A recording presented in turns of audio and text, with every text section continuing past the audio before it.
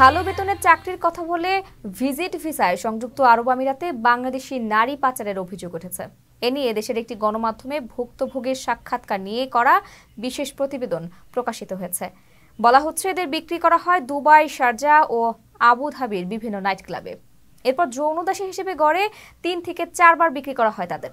চলে অকথ্য নির্যাতনও। প্রতিবেদনে ফাতেমা নামে অসহায় এক ব্যক্তির গল্প টেনে বলা হয়। ফাতেমাকে তার পরিচিত এক নারী প্রতিবেশী আমিরাতের রেস্তোরাঁয় ভালো বেতনের চাকরির ব্যবস্থা করে দেন। তবে ঢাকা থেকে দুবাইয়ের দেইরা এলাকায় পৌঁছালে উন্মোচিত হয় উপকারের মুখোশ। ফাতেমার গন্তব্য হয় একটি নাইট ক্লাবে। 4.5 মাসের নরক যন্ত্রণা শেষে নাইট ক্লাব থেকে শারজাহ ও আবুধাবিতে ফাতেমা বিক্রি হন আরও 3 বার। মাথা গোঁজার ঠাই ভিটে বিক্রি করে মুক্তিপণের 2 লাখ টাকা দিয়ে অবশেষে আধমরা হয়ে দেশে ফিরে আসেন তিনি। তার ভাষ্য, তিনি বেঁচে ফিরলেও বন্দিশালায় প্রাণ হারিয়েছেন অনেকে। অর্ধশত তরুণী এখনো বন্দি পাচারকারীদের হাতে। ফাতেমা জানান, তাকে রেস্তোরাঁর নামে ডান্স ক্লাবে পাঠানো হয়।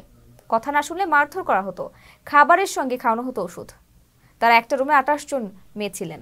যদিও 2022 সালে আমিরাত ও বাংলাদেশের মধ্যকার কাউন্সিলর বৈঠকে বাংলাদেশের পক্ষ থেকে মানব পাচার প্রতিরোধে সহায়তা চাওয়া হয় আমিরাত সরকারের কাছে। তবে এখনও পরিস্থিতির কোনো উন্নতি ঘটেনি।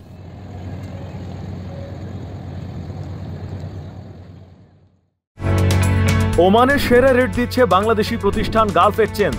প্রিয়জনকে টাকা পাঠাতে আজই আসুন আমাদের যে কোনো ব্রাঞ্চে অথবা কল করুন স্ক্রিনে দেয়া নাম্বারে। গালফ এক্সচেঞ্জ, বাংলাদেশিদের প্রিয় এক্সচেঞ্জ।